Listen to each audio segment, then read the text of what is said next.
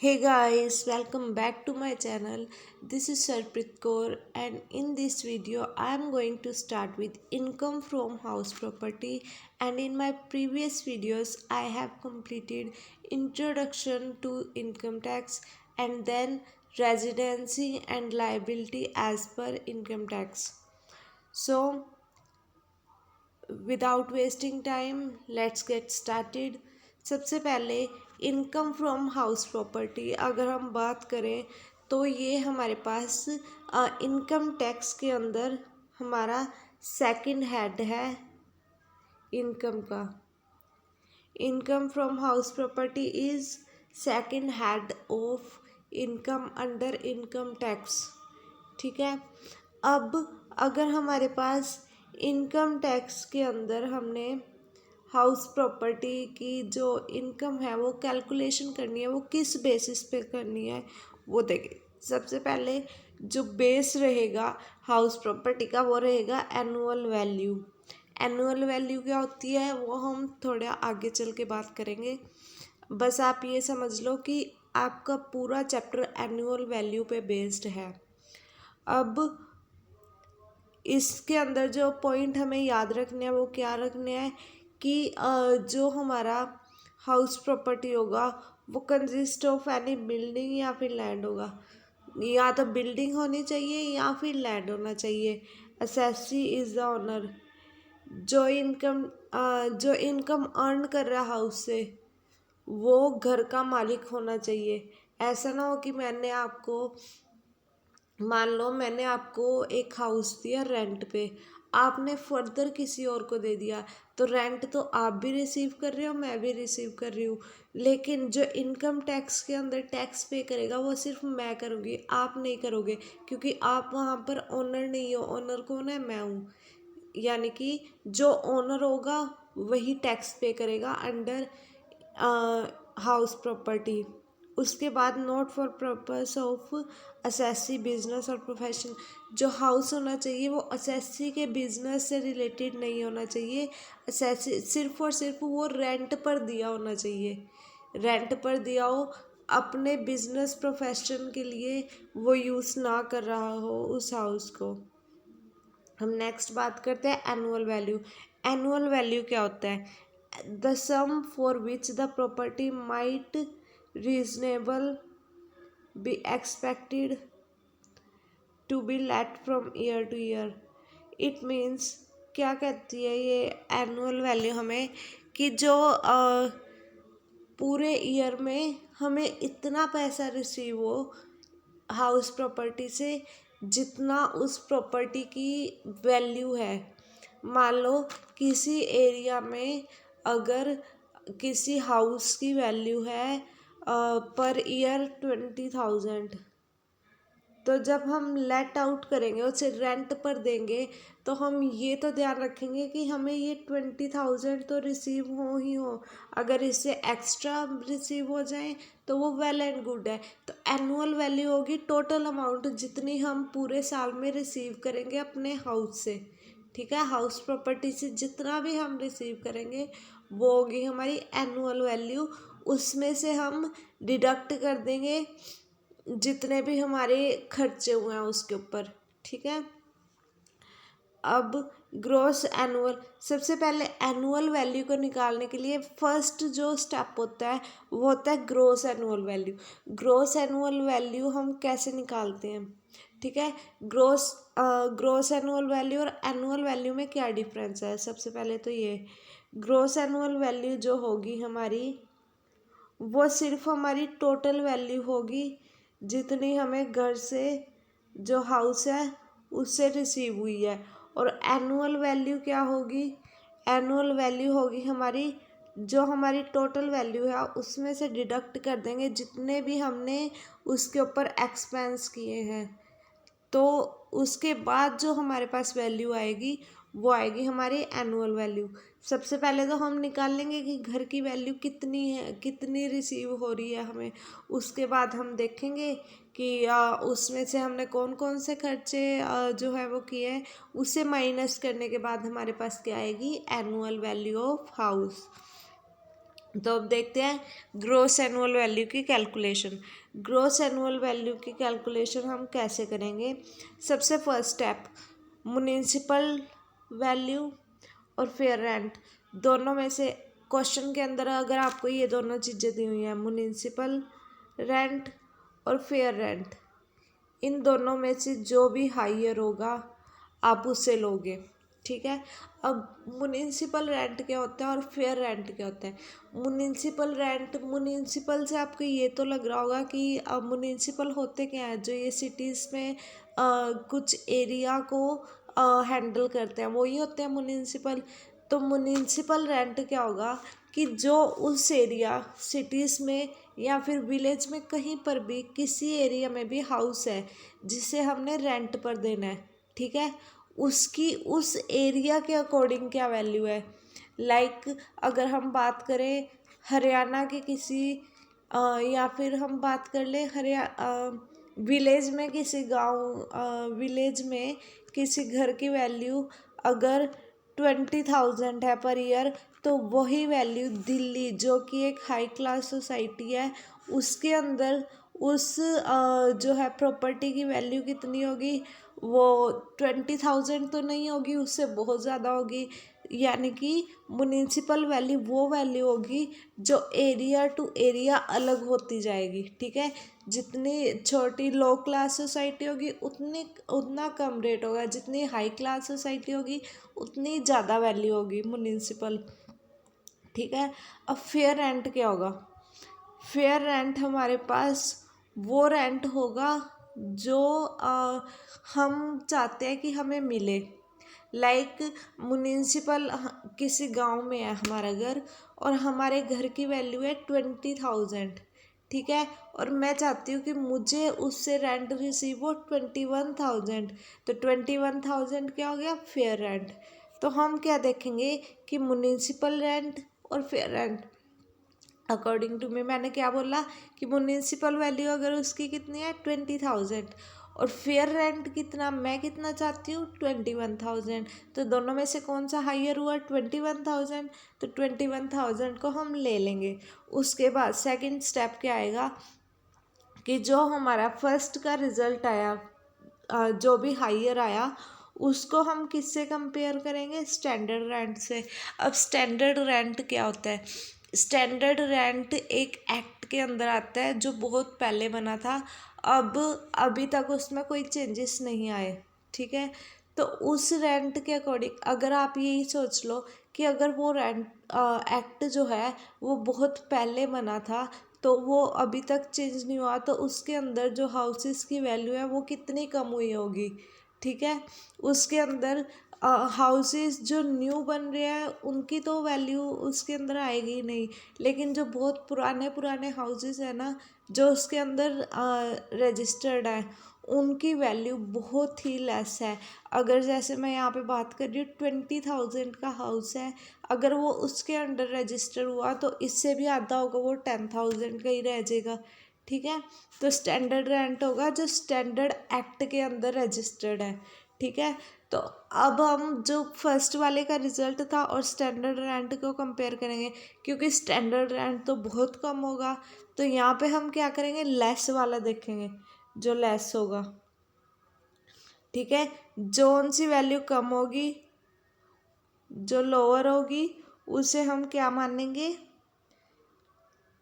उसे हम मान लेंगे एक्सपेक्टेड रेंट। मान लो 21,000 मेरा वो आया था, ऊपर वाले दोनों को कंपेयर करके 10,000 मेरा वो था स्टैंडर्ड रेंट, तो मेरा एक्सपेक्टेड रेंट क्या हो जाएगा? 10,000। ठीक है। अब हमें किससे कंपेयर करना है? एक्सपेक्टेड रेंट जो आया है और एक्चुअल वैल्यू। एक्चुअल वैल्यू क्या हो रही है? जो हमें रिसीव हो रही है अपने जो टेनेंट है जिसको हमने घर दिया। टेनेंट कौन होगा? जो हमारा किराएदार होगा। ठीक है। तो अब जो वैल्यू हमें टेनेंट से रिसीव हो रही है वो होगी हमारी एक्चुअल वैल्यू। उन दोनों को कंपेयर करेंगे। एक्सपेक्टेड, मान लो टेनेंट हमें दे रहा है 13,000, ठीक है, ये होगी। तो अब हम कंपेयर करेंगे एक्सपेक्टेड रेंट और जो हमें एक्चुअल वैल्यू रिसीव हो रही है उनमें से कौन सी हाइयर है। कौन सी हाइयर है, 13,000, वो आ जाएगी हमारी ग्रॉस एनुअल वैल्यू। ठीक है, अब एक क्वेश्चन से इसे समझते हैं। क्वेश्चन हमारे पास क्या है, देखो, mister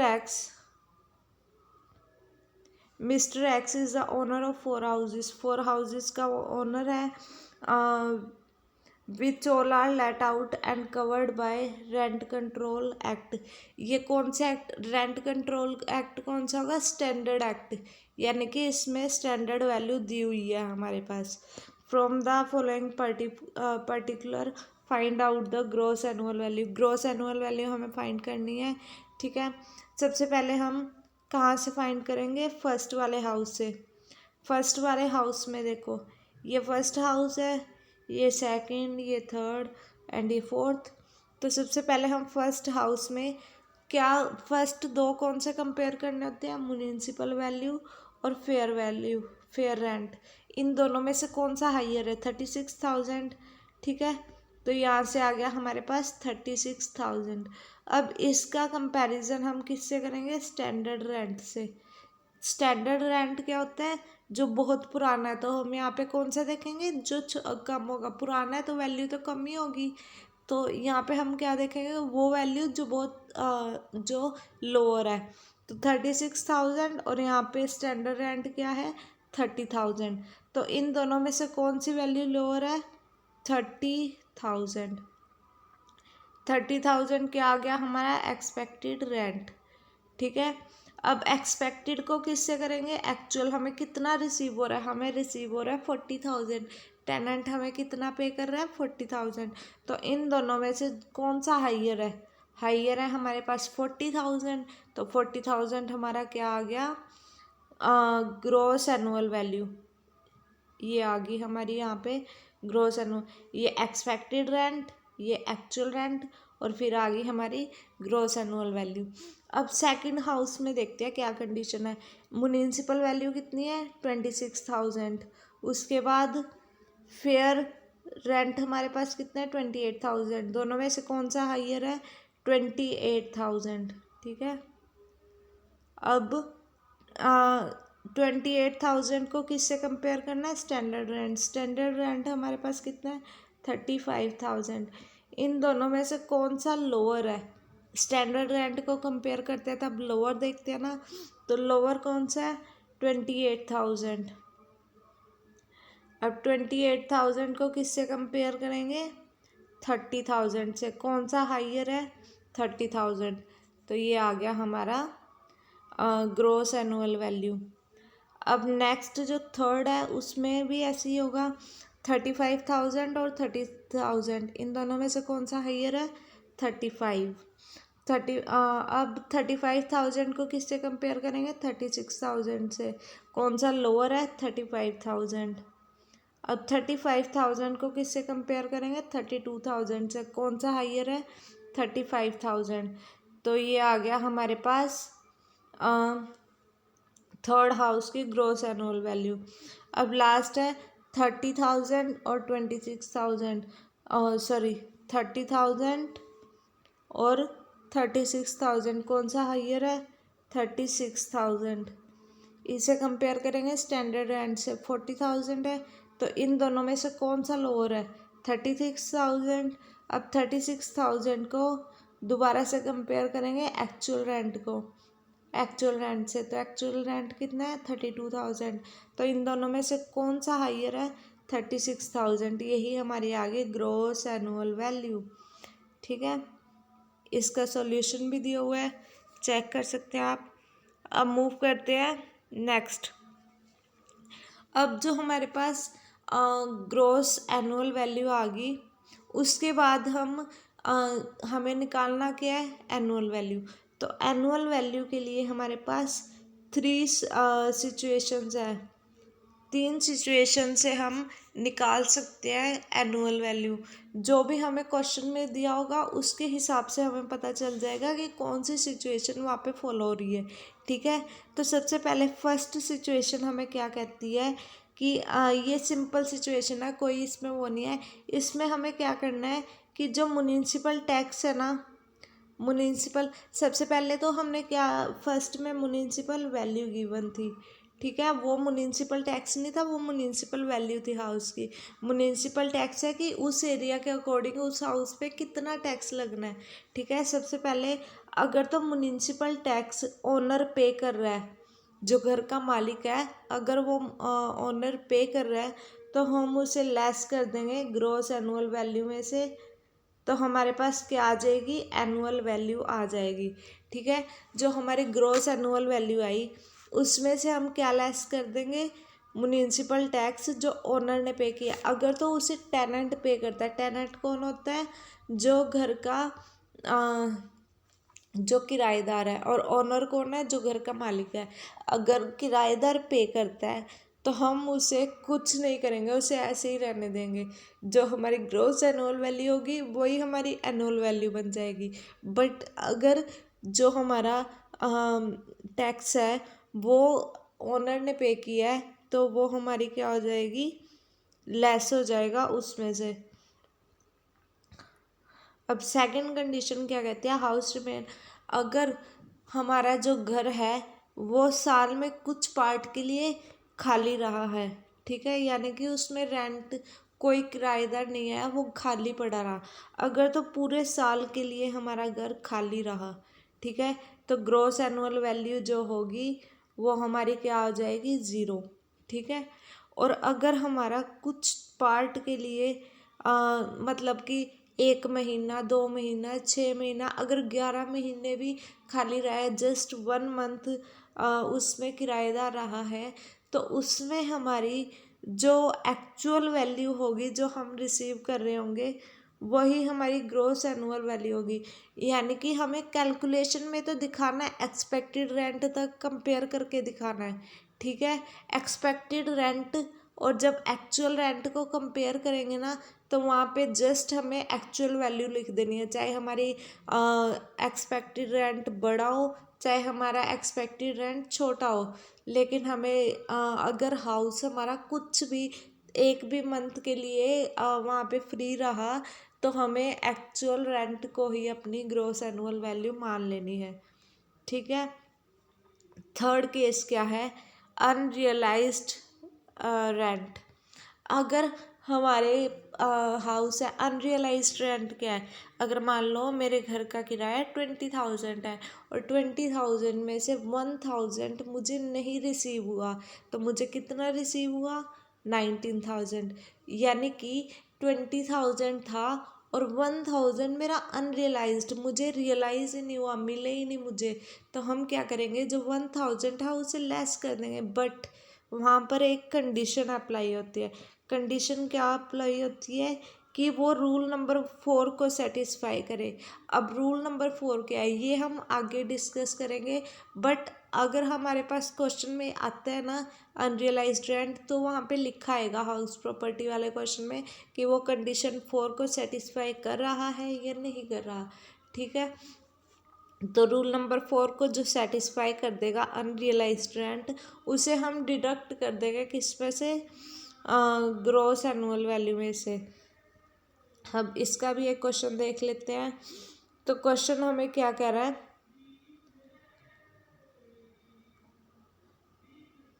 from the following information calculate annual value. Annual value जो है हमें कम्युलेट करनी है, कैलकुलेट करनी है, ठीक है। अब सबसे पहले हमें क्या गिवन है यहाँ पे, म्युनिसिपल वैल्यू, फेयर रेंट, इन दोनों में कंपेयर करेंगे तो हमारे पास क्या आ जाएगा, 1,80,000, ठीक है, ये आ जाएगा। अब इसे किससे कंपेयर करेंगे, स्टैंडर्ड रेंट से। स्टैंडर्ड रेंट में कौन सा लोअर है, 1,60,000, ठीक है। अब 1,60,000 को किससे कंपेयर करेंगे, एक्चुअल रेंट हमारे पास कितना है, 20,000 पर मंथ है, और यहाँ पे हमें कुछ नहीं दिया होगा कि साल में कितना टाइम हो रहा है, यानी कि हम मानेंगे कि वो पूरे साल जो घर था वो लेट आउट रहा, यानी कि किराए पे चढ़ा रहा। तो इसे मल्टीप्लाई कर देंगे 12 से, तो क्या आ जाएगा, 2,40,000। तो अब इन दोनों को कंपेयर करेंगे, 2,40,000 और 1,60,000, तो कौन सा हाइयर है, 2,40,000। तो हमारी ग्रॉस एनुअल वैल्यू जो आ गई यहाँ से, वो आ गई हमारे पास 2,40,000। अब हमारे पास क्या, municipal taxes paid by owner. अब देख लो, हमें फर्स्ट कंडीशन क्या कहती थी कि अगर टैक्स किसने पे किया, ओनर ने पे किया है, तब हम डिडक्ट कर देंगे। तो ओनर ने ही पे किया है, कितना है, 20% of municipal value. Municipal value कितनी है, 15,000। तो 15,000 का 20% हमारे पास कितना आ जाएगा, 30,000। ठीक है, तो 30,000 हम यहाँ से लेस कर देंगे, हमारे पास क्या आ गया, 2,10,000 हमारे पास आ गया। ठीक है, अब सेकंड हमें क्या दिया हुआ है कि अनरियलाइज्ड रेंट है 40,000 का, जो कंडीशन ऑफ रूल नंबर 4 को सेटिस्फाई कर रहा है। हमने पहले ही बोला था कि अगर हमारे पास अनरियलाइज्ड रेंट है और वो रूल 4 की कंडीशन को सेटिस्फाई कर देगा, तो हम उसे क्या कर देंगे, डिडक्ट कर देंगे। तो 2,10,000 में से हम क्या डिडक्ट कर देंगे, 40,000। तो हमारे पास जो एनुअल वैल्यू आ जाएगी, ये हमारी ग्रोस एनुअल वैल्यू थी ना, 2,40,000। तो अब डिडक्शन हमने कर दी जितनी हमें करनी थी। अब जो हमारे पास आएगा वो आएगी हमारे पास एनुअल वैल्यू कितनी आएगी, 1,70,000। और यही हमारे क्वेश्चन का आंसर है। So this was all about first topic of income from house property. So see you soon in next video. Till then, bye bye, have a great day ahead.